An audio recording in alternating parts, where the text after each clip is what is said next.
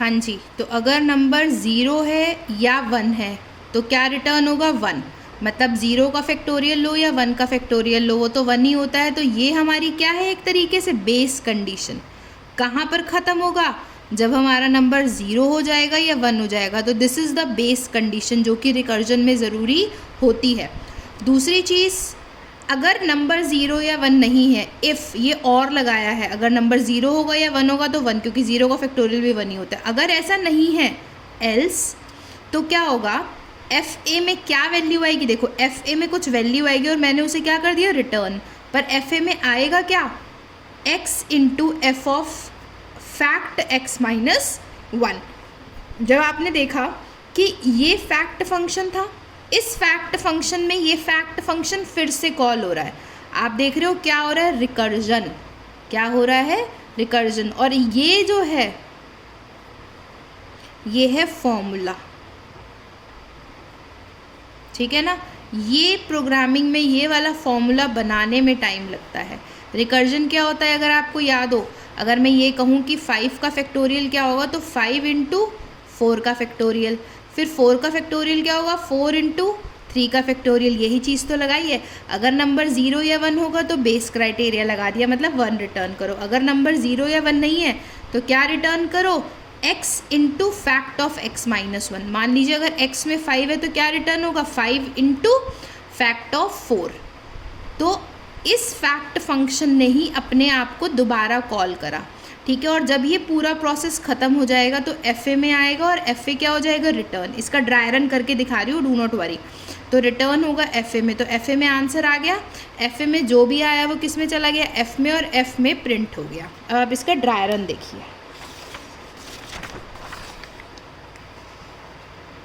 मान लीजिए यहाँ पे क्या था, इधर देखिए ज़रा, n था नंबर इज़ n। तो n कॉल किया, n की वैल्यू कॉपी हुई x में, ठीक है। n की वैल्यू कॉपी हुई, एक वेट अ सेकेंड बेटा, n की वैल्यू किस में कॉपी हुई? x में। मान लीजिए यूज़र ने n की वैल्यू डाली 5, ठीक है। अब जब n की वैल्यू 5 डाली थी तो कॉल करा गया था फंक्शन फैक्ट ऑफ n के लिए, और वहाँ जाके वो चेंज हो गया, n की वैल्यू कॉपी हो गई थी x में। तो x की वैल्यू भी क्या आ जाएगी अब? 5, ठीक है। तो क्या था, अगर x 1 हो या x 0 हो तो क्या रिटर्न होता है? 1। एल्स क्या रिटर्न होता है? एफ ए में क्या जाता है? x into fact of x minus 1 and return F A. यही लिखा था पीछे प्रोग्राम में मैंने, इसको मैं आपको ड्राई रन करके दिखाती हूँ। मान लीजिए n की वैल्यू थी 5, x में आ गया 5। क्या x 1 और 0 है? नहीं। एल्स आपको पता हो तो इक्वल टू का मतलब क्या होता है? ये चीज़ जब पूरी कैलकुलेट हो जाएगी तो एफ ए में जाएगा ना। तो यहाँ पे मैं क्या लिख सकती हूँ? F A is equal to X into, X की वैल्यू क्या है? 5 इंटू फैक्ट ऑफ 4। अब इसका मतलब फैक्ट फंक्शन ने ही अपने आप को दोबारा कॉल किया, मतलब रिकर्जन हो गया। अब जब 4 फैक्ट ऑफ 4 जब 4 के लिए कॉल हुआ तो क्या होगा? तो x में या 1 या 0 है? नहीं। क्या है? एल्स x इंटू, इसकी जगह क्या आ जाएगा? 4 इंटू फैक्ट ऑफ 3। फिर से ये फैक्ट फंक्शन किसके लिए कॉल हुआ? 3 के लिए। अब x की वैल्यू क्या हो गई? 3 हो गई। तो जब x की वैल्यू 3 हो गई तो किसके लिए कॉल होगा? 3 इंटू फैक्ट ऑफ 2 के लिए, ठीक है। फिर x की जगह क्या हो गया? 2 हो गया। जब 2 के लिए देखा तो क्या x में 1 है या 0 है? नहीं। एल्स पे गया, एल्स पे जाते ही x की वैल्यू 2, फैक्ट ऑफ 1। अब जब फैक्ट ऑफ 1 हुआ तो देखा कि x में 1 और 0 है? बिल्कुल है। तो क्या रिटर्न हो गया? 1। ये हमारी बेस कंडीशन लगी। जब इसने इसको 1 रिटर्न करा ना, तो जो 1 रिटर्न होगा वो सिर्फ इसको होगा। इसको 1 रिटर्न हुआ, 2 इंटू 1 2, ये वैल्यू 2 यहाँ गई, 2 इंटू 3 6, 6 इंटू 4 24, 24 इंटू 5 120। तब एफ ए में जाके 120 आएगा और यहाँ से 120 क्या होगा, रिटर्न होगा, और जैसे ही यहाँ से 120 रिटर्न होगा ये कहाँ जाएगा, एफ़ में, और एफ़ की वैल्यू प्रिंट हो जाएगी। इस तरीके से हमारा काम चलता है। मान लीजिए एक और ड्राई रन देखिए, मानिए यहाँ पर यूज़र ने n की वैल्यू डाली 4, ठीक है। जब यूज़र ने n की वैल्यू 4 डाली तो फैक्ट ऑफ 4 पहले फंक्शन कॉल होगा। 4 इस n की वैल्यू किस में कॉपी हो गई, x में, मतलब 4 आ गया यहाँ पे, ठीक है। अब जब यहाँ 4 आ गया, x की जगह 4 हो गया, तो x में क्या 0 या 1 है, नहीं, एल्स में गया तो x की वैल्यू क्या है 4 इंटू फैक्ट ऑफ 3। अब ये प्रोग्राम किसके लिए कॉल होगा, 3 के लिए। फिर ऊपर गया, देखो दोबारा से कॉलिंग हुई, अपने अंदर ही बार बार कॉल हो रही है, अपना खुद लूप बनाता है। फिर इसके अंदर गया, x की जगह 3 हो गया, नहीं, यहाँ आया तो 3 इंटू फैक्ट ऑफ 2, फिर 2 के लिए, फिर 2 इंटू फैक्ट ऑफ 1, फिर 1 के लिए रिटर्न 1 हुआ। ये पूरी इक्वेशन इस तरीके से बनती है जैसे मैंने आपको समझाई है कि अगर जैसे मान लीजिए क्वेश्चन आता है कि 5 का फैक्टोरियल निकालने के लिए तो क्या होगा, 5 इंटू फैक्ट ऑफ 4, फिर अपने लिए कॉल करेगा, फिर अपने लिए कॉल करेगा, फिर अपने लिए कॉल करेगा, और फिर जाके इसका आउटपुट देगा। तो ये क्वेश्चन बहुत ज़्यादा इम्पॉर्टेंट है, इट्स रियली इम्पॉर्टेंट, इसको अच्छे से करिएगा। ये था आपका फैक्टोरियल यूजिंग रिकर्जन। तो इसका ये एक फॉर्मूला याद रखना है, इसकी ये बेस कंडीशन याद रखनी है।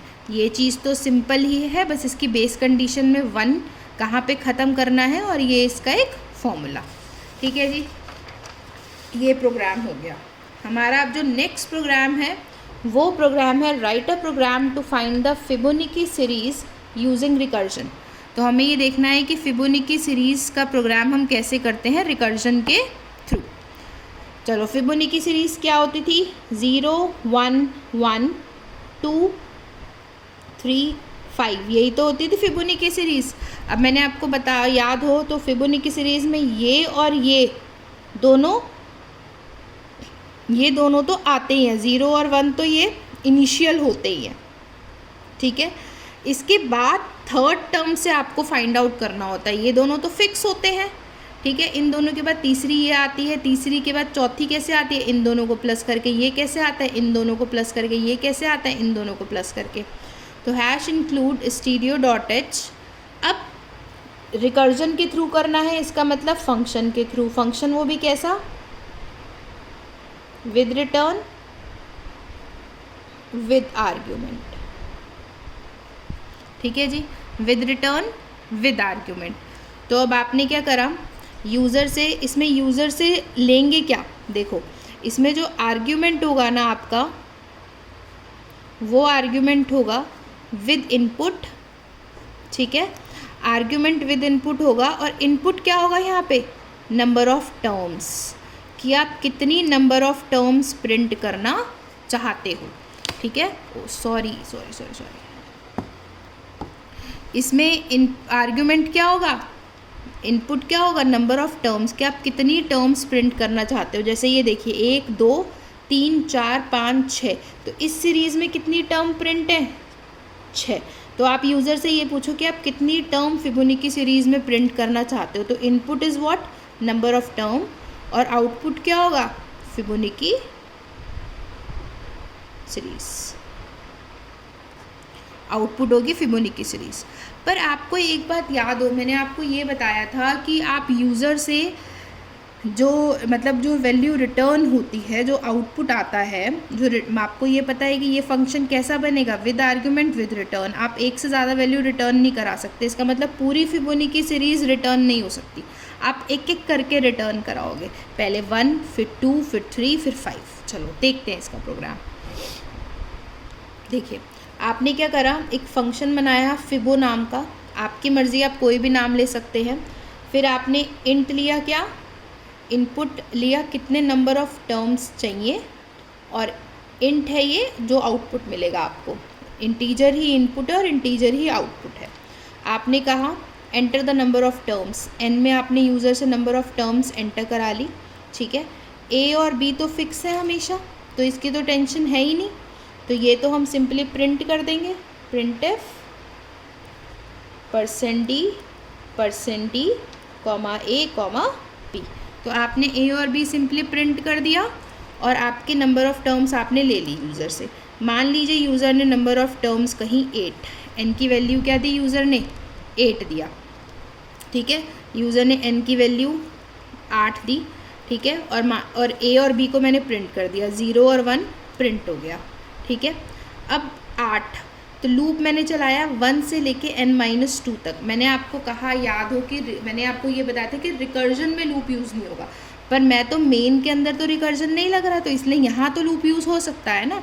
तो मैंने मेन के अंदर एक लूप चलाया 1 का, कहाँ से लेके कहाँ तक, 1 से लेके n-2 तक। यही मैंने आपकी कॉपी में करवाया था कि जब भी आप लूप चलाएंगे, मतलब आपको जब फिबोनाची की सीरीज़ निकालनी है तो आप लूप चलाते हैं n-2 तक का। क्यों?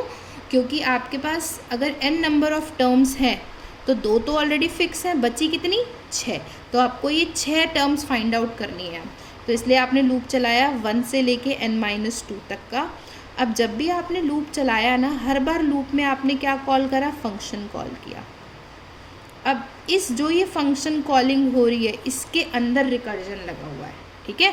तो आपने हर बार फंक्शन को कॉल किया, सबसे पहले आई की वैल्यू 1, तो फर्स्ट टर्म फाइंड आउट होगी, वो फाइंड आउट हुई, के में आया, प्रिंट हो गया, लूप बंद। फिर लूप घूमा, आई की वैल्यू 2, फिर सेकेंड टर्म फाइंड आउट होगी, वो प्रिंट हो गई, फिर लूप घूमा, थर्ड, आई की value 3, third term find out होगी, फिर लूप घूमेगा, फोर्थ टर्म, फिर लूप घूमेगा, फिफ्थ टर्म, फिर लूप घूमेगा, सिक्स टर्म। जैसे ही 6 पूरे हो जाएंगे लूप घूमना बंद और आपका प्रोग्राम ख़त्म। तो इस तरीके से आपके फिबोनाची की सीरीज़ का प्रोग्राम होता है।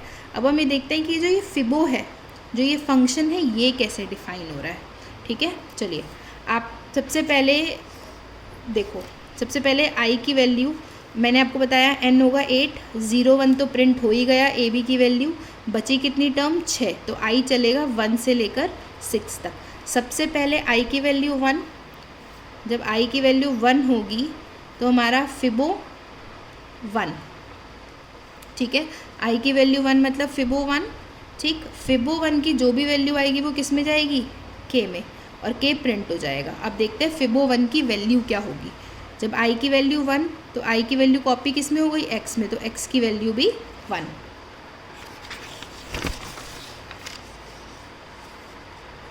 देखो भाई, ये लगी हमारी बेस कंडीशन कि अगर x में 1 है या 2 है तो क्या रिटर्न कर दे, x। तो ये हमारी बेस कंडीशन है और ये है हमारा फॉर्मूला, ठीक है जी। ये हमारी बेस कंडीशन थी और ये है हमारा फॉर्मूला, ठीक, समझ में आ रहा है। अब ये फॉर्मूला है हमारा। अब देखो, सबसे पहले जब i की वैल्यू 1 थी तो i की वैल्यू 1 किस में कॉपी हुई, x, तो x में भी क्या आ गया, 1 आ गया, ठीक है। जब x में 1 है तो हमने ये देखा क्या x में 1 है, हाँ है, तो क्या रिटर्न हो गया, 1। जब 1 रिटर्न हुआ तो रिटर्न x, मतलब रिटर्न 1, 1 रिटर्न हुआ, इसका मतलब k में क्या गया, 1, और क्या प्रिंट हो गया, 1। तो 0 1 1 के बाद देख लीजिए तीसरी क्या होती है, 1 ही होती है, 1 प्रिंट हो गया। चले आगे, अब i का लूप घुमा, i की वैल्यू 2, i की वैल्यू 2 मतलब x की वैल्यू 2, i की वैल्यू 2, x की वैल्यू 2। जब x की वैल्यू 2 है तब क्या रिटर्न हो रहा है, x, मतलब x रिटर्न, x रिटर्न होने का मतलब 2 रिटर्न हो गया। जब i की वैल्यू 2, इसका मतलब x2, तो जब x2 हुआ तब रिटर्न क्या हुआ, 2, रिटर्न 2। रिटर्न 2 का मतलब k में भी क्या आ गया, 2, और क्या प्रिंट हो गया, 2। अब आप देख लीजिए 0 1 1 1 2 ही होती है सीरीज़ में, प्रिंट हो गया 2, इतनी सीरीज़ हमारी बन गई। लूप घूमा, i की वैल्यू 3, i की वैल्यू 3 कॉपी हुई x में, x हो गया 3। जब x 3 हो गया तो क्या x 1 और 2 है, नहीं, अब आया एल्स पर, अब लगा हमारा रिकर्जन, बेस कंडीशन, रिकर्जन का फॉर्मूला। जब x की वैल्यू 3 थी तो फंक्शन अपने आप को ही 2 बार कॉल कर रहा है, एक बार फिबो ऑफ x माइनस 1 के लिए, एक बार फिबो ऑफ x माइनस 2 के लिए। अच्छा, ये आपको रटने की ज़रूरत नहीं है, आपको पता है कि फिबोनाची की सीरीज़ जो होती है वो सम ऑफ प्रीवियस टू होता है।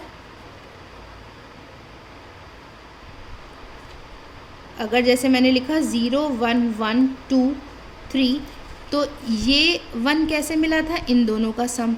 ये 2 कैसे मिला, प्रीवियस 2 का सम। ये 3 कैसे मिला, प्रीवियस 2 का सम। तो अब आप देख लो, अगर आप x के लिए वैल्यू फाइंड आउट कर रहे हो तो किन दोनों का सम हो रहा है, x - 1 और x - 2, प्रीवियस 2 का सम। तो याद करना आसान हो जाएगा, fibo of x - 1 plus fibo of x - 2। ठीक है जी, ये फॉर्मूला यूज़ होता है। अब हम कहाँ थे, i की वैल्यू 3 हुई, x की वैल्यू भी 3 हो गई। जब i की वैल्यू 3, x की वैल्यू 3, तो एल्स पर आ गया। एल्स पे जब x 3 था तो उसके लिए r की वैल्यू क्या होगी, फिबो ऑफ 2 प्लस, जब x 3 - 1 2 और 3 - 2 1, तो फिबो ऑफ 2 प्लस फिबो ऑफ 1, और फिबो ऑफ 2 और फिबो ऑफ 1 क्या होगा, फिबो ऑफ 2 की वैल्यू 2 और फिबो ऑफ 1 की वैल्यू 1, आपने अभी निकाली थी 3। तो r में क्या आ गया 3, रिटर्न क्या हो गया 3। जब 3 रिटर्न हुआ तो k में क्या गया 3, और क्या प्रिंट हुआ 3, 0 1 1 2। इसके बाद सीरीज़ में क्या आता है, 3 आता है। ठीक है, 3 प्रिंट हो गया। अब i की वैल्यू हुई 4, i की वैल्यू 4 पे भी कुछ प्रिंट होगा। फिर i की वैल्यू होगी 5, मैं आपको i की वैल्यू 5 पे दिखाती हूँ। ठीक है, जब i की वैल्यू 5 हुई तो x में भी क्या आ गया 5। जब x में 5 गया, मैं आपको 5 के लिए इसलिए दिखा रही हूँ, लॉजिक समझ में आएगा। जब x में 5 गया तो x में 1 या 2 है, नहीं, return r is equal to fibo of 4 plus fibo of 3, 5 - 1 4, 5 - 2 3, तो फिबो ऑफ 4 प्लस फिबो ऑफ 3। अच्छा, फिबो ऑफ 4 क्या होता है, फिबो ऑफ 4 क्या होता है, फिबो ऑफ 3 प्लस फिबो ऑफ 2। ठीक है, और फिबो ऑफ 3 क्या होगा, ये बताया था अभी मैंने, फिबो ऑफ 3 क्या होता है, फिबो ऑफ 2 प्लस फिबो ऑफ 1। मतलब एक 5 का निकालने के लिए 2 बार रिकर्जन हुआ, फिर इसके लिए ये 2 बार, फिर इसके लिए ये 2 बार। और फिबो ऑफ 3 क्या होता है, प्रीवियस 2 का सम, फिबो ऑफ 2 प्लस फिबो ऑफ 1। ठीक है, अब बेस कंडीशन लगाएंगे। 2 के लिए 2 लगी, 2 1, 2 + 1 3, 2 2 + 1 3, 3 + 2 5, 5 + 3 8। तो इस तरीके से हमारी ये जो टर्म आएगी वो 8 आती है। मैंने 8 निकाल के दिखाई आपको, देख लो, यही आती है।